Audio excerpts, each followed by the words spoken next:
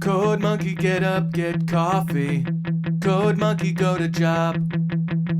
Code monkey, have boring meeting with boring manager Rob. Rob say code monkey very diligent, but his output stink.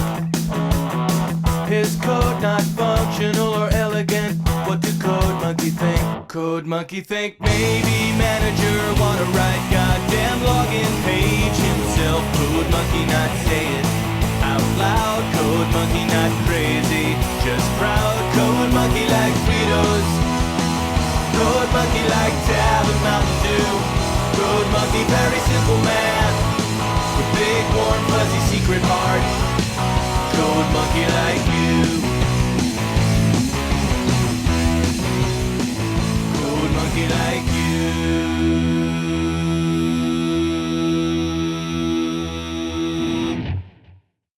Warm greetings, Code Monkeys and fellow VEDSies, and welcome back to CodedLockFilms. It's time once again to dip our toes into the Disney Ripoff collection.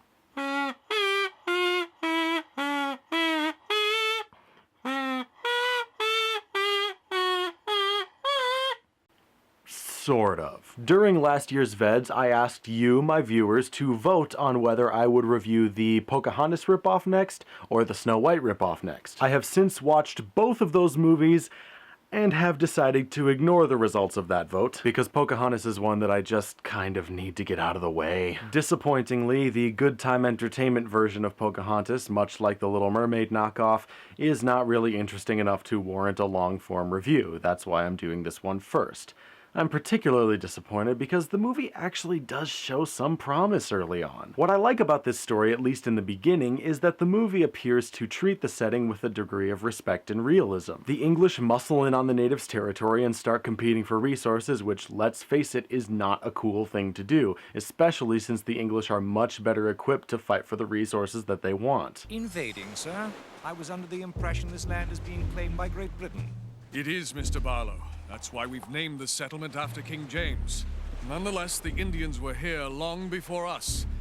How do you think we'd react if they landed on British soil? You can see that John Smith is certainly a reasonable man, but at the same time he seems concerned about invading not because he thinks it's morally wrong, but because he's worried about being attacked, which is pretty callous. Which is historically accurate. The chief of the natives is Powhatan, played here by Sterling Archer? And he's also portrayed with some good sense and wisdom in him. A large number of the tribesmen would rather just go out and kill all the Englishmen and be done with it, especially because of what happened last time they were invaded. I ask if your memory of the first coming of the Palefaces is as mine.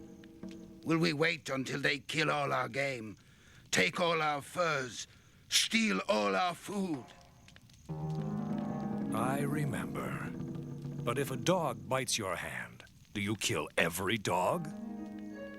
We will watch them and see what they are made of before we act. So on both sides, there's a portrayal of people actually acting like people might act. This extends to a few minor characters as well. The first of note is a young brave named Tanaka who wants to attack the settlers. His excuse is that the settlers are hunting too much game and taking too many resources, which is true, but a lot of it is actually because the settlers who came before killed most of his family. There's also a gung-ho Englishman named Mr. Barlow who's pressuring John Smith into killing the natives and taking their stores of food, because without grain to last through the winter, the settlers will all starve. A justifiable reason from their perspective, but he's also clearly predisposed against the natives because he's almost always the guy who points the first gun. So you actually have a fairly complex narrative about varied peoples being forced into fighting in order to keep their respective peoples from dying out. Neither John Smith nor Powhatan want war, but they both make it clear that they will fight if their hands are forced. And that is sort of what happens. Tunkana leads a group of braves to try and kill the Englishmen who have come to discuss trade.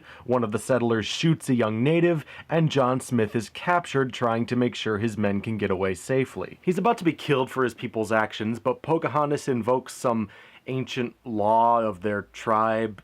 it's never really explained what exactly this law is. But anyway, she claims Smith as her own. And it's at that point that the movie goes downhill, as we are treated to a little montage of John Smith teaching the natives the ways of the magical white man. He gives the chief a compass, which is a pretty innocuous thing to start off with, but then he's able to master their own sport in seconds, and he shows them how to make snare traps, which you'd think they would already know how to do.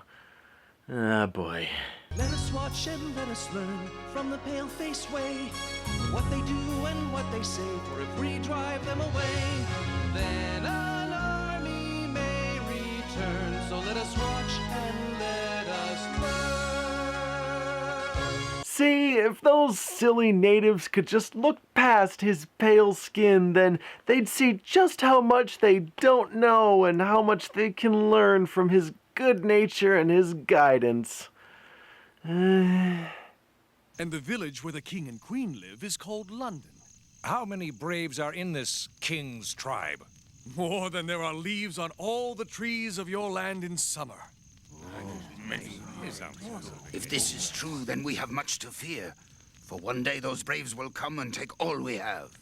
That is not true, Tawanaka. The English chief would be your friend. Yeah, sure he would. Steady, men. Hold your fire.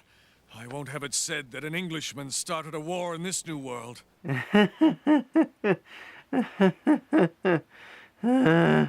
We have many things you can use. Blankets, tools. Bad move mentioning the blankets there, scriptwriters. Okay, fine. I've avoided the elephant in the room long enough. The English settlers were responsible for the systematic slaughter and genocide of countless American Indians, a horrible and inexcusable crime against humanity that has had effects on the world that continue to this day. But here's the thing.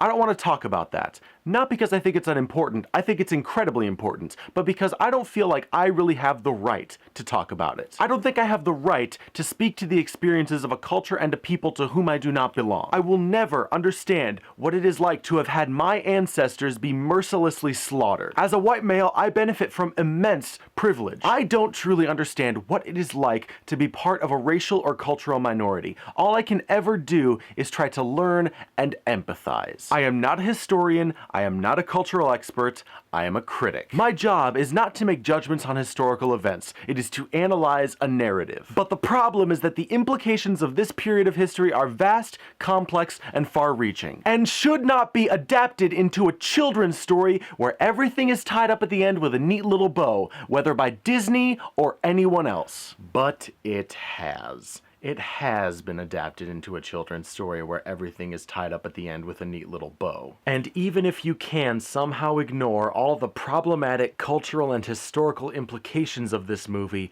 this is a poorly constructed narrative. At the end of the movie, Tunkana shows up having been told that John Smith saved his father's leg and informs everyone that the braves with whom he left have found new hunting grounds over the mountains with enough food for everyone. This is incredibly lazy storytelling, pure deus ex machina, wherein nobody ultimately suffers and the main conflict of the narrative is solved not by characters, but by convenient circumstance. Strip away the implications of the period and events during which this movie is set, and all you end up with is an uninteresting, below-average children's movie with some early promise that the narrative fails to live up to. Take the historical context into account, and you have all that with a heavy dose of uncomfortable revisionism and casual racism. And in that context, this movie is a clear example of less than worthless. Yes,